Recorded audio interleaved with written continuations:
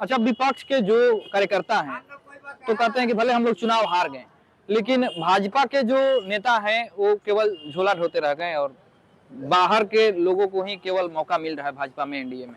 वो तो अपने अपने तकदीर की बात है भाई। वो तो तकदीर की बात है, अगर अपने तकदीर में नहीं है तो नहीं मिलेगा। अच्छा, चुनाव से पहले जब टिकट बंटवारा हो रहा था तो आपके भी सुर जो है बागी हो गए थे। किस बात को लेकर के आप फिर से पार्टी में? हम किसी को बागी नहीं हुए थे। हर किसी की अपनी वेदना होती है और अपनी चाहत होती है। ये इंसान की जरूरत है। वो जरूरत के हिसाब से बदलते रहता है, पलटते रहता है। आपात विपद सुख दुख तो जीवन में आते रहते हैं, लेकिन उसको पीछे छोड़ करके आदमी आगे बढ़ता है। अभी आप लोग सब लोग एकजुट हैं? निश्चित रूप से। अगर एकजुट नहीं होते तो इतनी प्रचंड जीत पूरे प्रदेश में नहीं मिलती, हमारे बक्सर में नहीं मिलती। 4 में हम 3 सीट जीते हैं और 1 सीट हारे भी हैं, तो बहुत अल्पमत से हारे हैं। नहीं, कहा जाता है कि बक्सर के जो भाजपा का इकाई है इसमें काफी अंदर में कलह चलता रहता है। नहीं भाई, भाजपा अनबन रहता है सब। भाजपा बूथ पे जाके एक हो जाती है। और हम राजनीतिक कार्यकर्ता है तो सड़क पे हो सकता है हमारे आपके मतभेद हो, लेकिन हम जब भी बूथ पे जाते हैं तो एक जगह हो जाते हैं। लेकिन आनंद युद्ध भूमि में हम कभी अलग नहीं मिश्रा के प्रचार में आप लोग नहीं दिखे? नहीं, प्रचार में अलग अलग पार्टी की जिम्मेदारी थी, हमारे ऊपर भी कहीं ना कहीं पार्टी जिम्मेदारी दे रखी है, उसमें भी थे। और बधाई दिए आप उनको? निश्चित रूप से बधाई दी है। नमस्कार, स्वागत है, आप देख रहे हैं बक्सर ऑनलाइन न्यूज और मैं हूं आपके साथ गुलशन सिंह। बिहार में प्रचंड बहुमत के साथ एनडीए की सरकार बन गई है। पूरे बिहार में अतिक्रमण के खिलाफ बुलडोजर का एक्शन भी शुरू हो चुका है। इसी बीच आज बक्सर में भाजपा के वरिष्ठ नेता हिमांशु चतुर्वेदी ने बक्सर के जिलाधिकारी से मुलाकात की और उन्होंने अपने 3 सूत्रीय ज्ञापन जिलाधिकारी को सौंपी है। हमारे साथ बातचीत करने के लिए हिमांशु चतुर्वेदी जुड़ रहे हैं और इनसे हम लोग बातचीत करेंगे और जानने की कोशिश करेंगे कि सत्ता दल के, जहां पर केंद्र और राज्य में सत्ता एक ही दल की है, एनडीए की, और उन्हीं के एनडीए पार्टी के ही जो नेता है, एनडीए के ही जो नेता है, वो क्यों 3 सूत्रीय मांग को लेकर के जिलाधिकारी के पास पहुंचे हैं? क्या किस तरह का मांग था सर? देखिए, 3 सूत्रीय मांग और जो मैंने जिलाधिकारी को आज सौंपा है जी, उसमें पहला मांग मेरा ये भी था कि देश के यशस्वी प्रधानमंत्री जब भी कोई नए काम को करने चलते हैं तो जनता, नौजवान, युवा और महिला के साथ संवाद करते हैं और उससे विषय लेते हैं और जो उसमें अच्छा दिखता है कई एक्सपर्ट बैठते हैं और इसके बाद वो काम को शुरुआत करते हैं। उसी तरह से मैंने जिला प्रशासन को भी एक आग्रह किया है कि आप पहले पब्लिक से फ्रेंडली होइए। बिल्कुल। और यहाँ के जो जनप्रतिनिधि है, जो जीतने से पहले बक्सर को लंदन बनाना चाहते हैं और जीतने के बाद वो लापता हो जाते हैं, वैसे जनप्रतिनिधि को भी हम सबों का दायित्व बनता है कि हम उनको जागृत करें और जिला प्रशासन के अंदर विकास का एक पैमाना 1 to 10 या 1 to 20 लेकर के वरीयता सूची में आपने देखा होगा कि बक्सर में जो सड़क नहीं बनी है वह बनती नहीं है और जो सड़क अच्छी है वह बार बार बनती रहती है। वो मुख्य सड़क होता है तो उसको बनाना पड़ता है, लेकिन ऐसे ऐसे छोटे छोटे गली और नली भी है जहाँ पे जो बना है वह दोबारा बनता है और जो नहीं बना है वो कभी नहीं बनता है। सारीपुर, बक्सर एसपी कोठी से लेकर के और मुनीप चौक जो हमारा शहर का हृदय कहा जाता है, उस हृदय की अगर हम देखें तो आज 30 साल में वो जिस प्रकार से था उसी प्रकार से आज भी है। तो सरकार तो आप ही की रही है, हमारी सरकार में भी। हाँ, तो फिर आप अपने सरकार के खिलाफ ही? नहीं, हम खिलाफ नहीं बोल रहे हैं मेरे भाई। मैं तो ये कह रहा हूँ कि लोकतंत्र में जैसी जनता वैसा नेता। तो जनता जब तक जागृत नहीं होगी तो यह मूल समस्या है, जो मूलभूत समस्या है हमारी, उस समस्या से हम नहीं बाहर हो पाएंगे। इसलिए मैंने जनता को जगाने के काम आपके माध्यम से भी कर रहा हूं और मैं जहां भी जाऊंगा इसके लिए भी जगाऊंगा कि ऐसा हम लोग न करें जिससे कि हमारे आने वाली पीढ़ी को कोई समस्या हो। तो जनता अब हम आगे तो अपना निर्णय दे चुकी है और बक्सर से आनंद मिश्रा को अपना विधायक भी निश्चित रूप से आप ही के पार्टी के हैं। निश्चित रूप से एनडीए क्या जगाएंगे आप? एनडीए के पक्ष में निर्णय प्रचंड जनादेश हुआ है, इसमें कोई शंका नहीं है, लेकिन जनादेश के बाद हमारी आपकी और जवाबदेही और जिम्मेवारी बढ़ गई है। उस पर खरा उतरने की जिम्मेवारी है।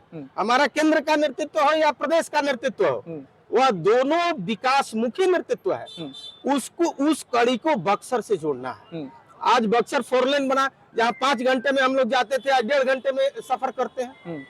तो हमारी इच्छाएं और बढ़ती गई, लेकिन शहर के अंदर जो आधारभूत संरचना है उसमें कहीं ना कहीं हम लोग फेल्योर होते नजर आ रहे हैं। तब जो तो आपके सड़क हमारी विधायक आ गए हैं, 10 सालों से कांग्रेस के विधायक निश्चित थे, रूप से तो हमारे आप लोग हमलावर रहते थे। निश्चित रूप से हमारे विधायक आए हैं तो उस काम को आगे उस गति को देंगे, लेकिन इसके पूर्व के जो विधायक रहे हो या हमारे जो सांसद रहे हो जो बक्सर के लंदन बनाना चाहते थे, वो सांसद जी हमारे कहाँ हैं? उनको भी तो रहना चाहिए, उनको भी ढूंढने की बात है। इसलिए मैं जनता को कह रहा हूं कि जब डबल इंजन की सरकार है तो विकास होना स्वाभाविक है, लेकिन उसी बीच में हमारे सांसद जी और पूर्व के विधायक जी लोग भी आते हैं। अब एक एक काम को आप देखिएगा, हम लोग जिस जगह पे खड़े हैं, पुलिस चौकी से लेकर के और बड़ी मस्जिद तक ये डबल सड़क बनने जा रही है, अच्छी बात है। लेकिन उससे आगे जो शहर का इलाका है उसमें जैसे कि तैसे आप छोड़ दे रहे हैं। अरे बनाइए तो उसको पूरा सिंडिकेट नहर तक बना दीजिए, तो पूरा व्यवसाय चौपट हो जाएगा ना, तोड़ना पड़ेगा सब। नहीं, तोड़ने की जरूरत नहीं। अभी जहां भी जाइएगा साइड में दोनों साइड 5-5 फीट जगह है, अगर वो 5-5 फीट को आप पकड़ लीजिएगा तो 10 फीट हो जाएगा। 10 फीट में आपका समाधान संभव हो सकता है। जहां भी जाइएगा शहर में जो बीच बाजार में, उसमें बीच में डिवाइडर है और संकीर्ण गली है, बहुत तोड़ने की आवश्यकता नहीं है, इच्छा शक्ति की आवश्यकता है। हर कोई तैयार है, जो भी अतिक्रमण किया है वो जानता है कि अतिक्रमण आज नहीं तो कल टूटेगा, लेकिन आपकी इच्छा शक्ति कितनी बड़ी है उस पर डिपेंड करता है। आपने कहा कि जो यहाँ के सांसद चुने गए हैं सुधाकर सिंह जी, उन्होंने वादा किया था कि हम बक्सर को लंदन बना देंगे, तो आपके विधायक भी तो जो अभी नवनिर्वाचित हैं वो भी तो वादा कर रहे हैं कि बक्सर को मैं एक विकसित बक्सर बनाने जा रहा हूँ, और शपथ में भी उन्होंने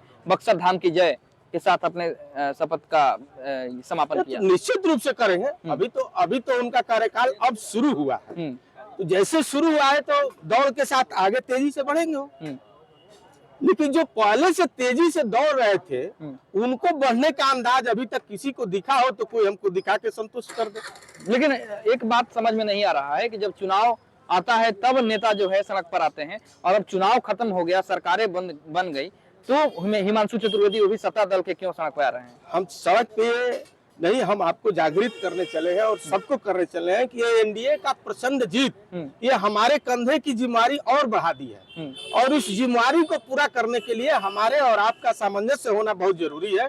जनता के बीच, मीडिया के बीच एक संबंध जब स्थापित होगा तो उस विकास की गति को लेकर के, जो पटना से बक्सर हम 1.5 घंटे में सफर करते हैं, वह शहर के अंदर आकर के कहीं ना कहीं 1.5 घंटा हमको घर पहुंचने में लग जाता है, जाम की समस्या बनी रहती है। तो छोटी छोटी चीजों को लेकर के आप कहीं ना कहीं से, अगर सारीपुर के पास से आप निकल सकते हैं, ये बाईपास रोड है, इसको व्यवस्थित शहर के बीच, तो जो छोटे छोटे रास्ते हैं उसको अगर हम बढ़िया से बना देंगे तो शहर के लोगों को आने जाने का एक सुविधा, एक अतिरिक्त रास्ता मिल जाएगा, जिससे हमको आपको सुविधा मिलेगी। आपने अपने पत्र में लिखा है कि शहर का जितना गंदा पानी है वो गंगा में प्रवाहित हो रहा है। निश्चित रूप से शहर की बहुत बड़ी समस्या है, या तो गंगा में नाले का पानी गंगा में जाता है और या तो सड़क पे रह जाता है। उसमें एक बात आपने लिखा है कि जिला प्रशासन मूर्ति विसर्जन के लिए अलग से तालाब, अस्थायी तालाब बनवाता है, लेकिन जो सालों साल पानी गंदा गिरता है गंगा जी में उसका कोई सुव्यवस्थित नहीं करता है।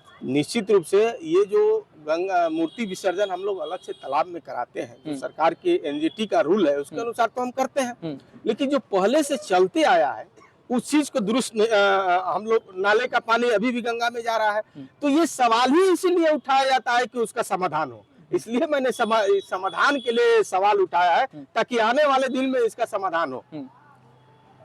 तो आपने कहा अपने पत्र में कि एक ही योजना को बार बार योजना में ला करके और उस पर समय अवधि से पहले ही काम लगा दिया जा रहा है, तो आपको क्या लगता है कि सांसद, विधायक या फिर जो नगर परिषद है, ये सभी लोग मिल करके पैसों, सरकारी पैसों का बंदरबाट करते हैं? नहीं, जब एक ही योजना को कई बार करिएगा तो बंदरबाट स्वाभाविक है, लेकिन मेरे कहने का मतलब है कि यह जिला में एक रोड मैप तैयार हो और रोड मैप के माध्यम से वरीयता क्रम करके 120, 100 जितना भी आप लेते हैं उस अनुसार से करना चाहिए, और हमारे जनप्रतिनिधियों को उसको मॉनिटरिंग करना चाहिए।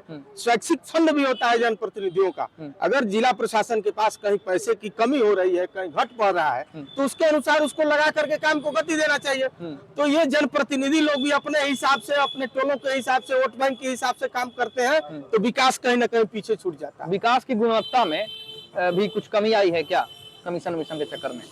विकास की गुणवत्ता में अब कमी क्या आई है? अब तो विकास के अब हम लोग प्रचंड जीत के बाद आगे बढ़ रहे हैं। निश्चित रूप से कमी आई होगी तो उसको हम लोग पूरा करने का काम करेंगे और कराने का काम भी करेंगे। नहीं, कमीशन की बात कर रहे हैं हम।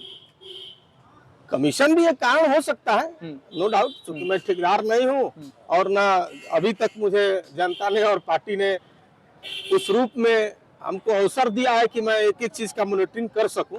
नगर परिषद एक आम जनता के होने के नाते नगर परिषद के कार्यकालों को आप किस रूप में देख रहे हैं? देखिए, नगर परिषद पे सबकी नजर है और नगर परिषद का कार्यकाल बेहतर होना चाहिए, क्योंकि नगर क्षेत्र जितना है वो जागरूक लोग रहते हैं शहरों में। तो अगर वो गलत कर रहे हैं तो उनको ठीक करना चाहिए। अभी आपको गलत क्या क्या दिख रहा है नगर परिषद के कार्यों में? नहीं, गलत तो कहीं ना कहीं है। क्या है, गिनाइए। अब गिनाने की बात है, हमको सुनने में आया कि भाई एक जगह से दूसरे जगह भी सड़क बन जाती है। नालियों की समस्या है, जब बरसात का मौसम आएगा तो लोग लगेंगे नाली का सफाई कराने। प्राक्कलन बोर्ड को लेकर के आम जनता में काफी प्राक्कलन बोर्ड भी काम जानकारी नहीं है, काम से पहले नहीं होता है और जनता को विश्वास में हम तो ये देखते हैं कि सड़क बनने जा रही है और सड़क बनने के बाद वो आसपास के लोगों को पता चलता है कि यहाँ सड़क बन रही है।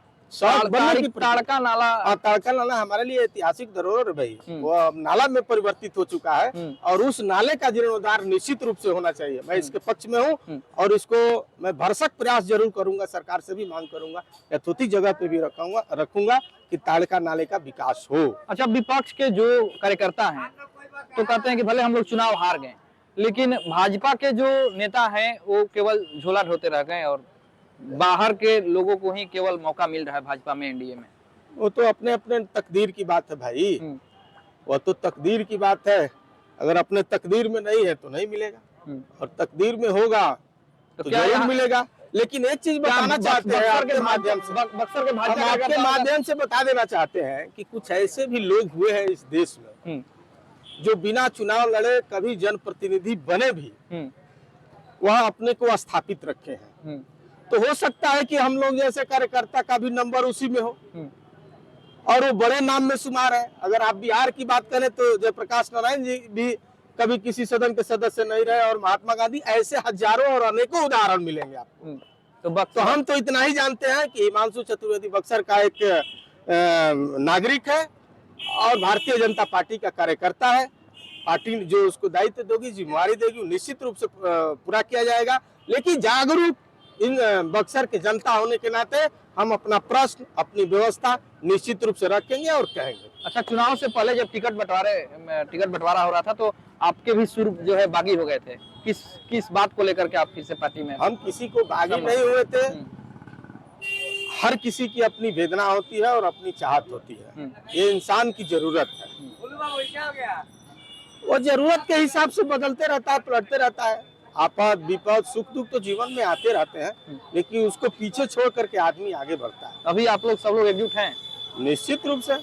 अगर एकजुट नहीं होते तो इतनी प्रचंड जीत पूरे प्रदेश में नहीं मिलती, हमारे बक्सर में नहीं मिलती। 4 में हम 3 सीट जीते हैं और 1 सीट हारे भी हैं तो बहुत अल्पमत से हारे हैं। नहीं, कहा जाता है कि बक्सर के जो भाजपा का इकाई है इसमें काफी अंदर में कलह चलता रहता है। नहीं भाई, भाजपा अनबन रहता है सब। भाजपा बूथ पे जाके एक हो जाती है और हम राजनीतिक कार्यकर्ता है तो सड़क पे हो सकता है हमारे आपके मतभेद हो, लेकिन हम जब भी बूथ पे जाते हैं तो एक जगह हो जाते हैं। लेकिन युद्ध भूमि में हम कभी अलग नहीं दूसरे के प्रचार में आप लोग नहीं दिखे? नहीं, प्रचार में अलग अलग पार्टी की जिम्मेवारी थी, हमारे ऊपर भी कहीं ना कहीं पार्टी जिम्मेवारी दे रखी है, उसमें भी थे और बधाई दिए आप उनको? निश्चित रूप से बधाई दी है।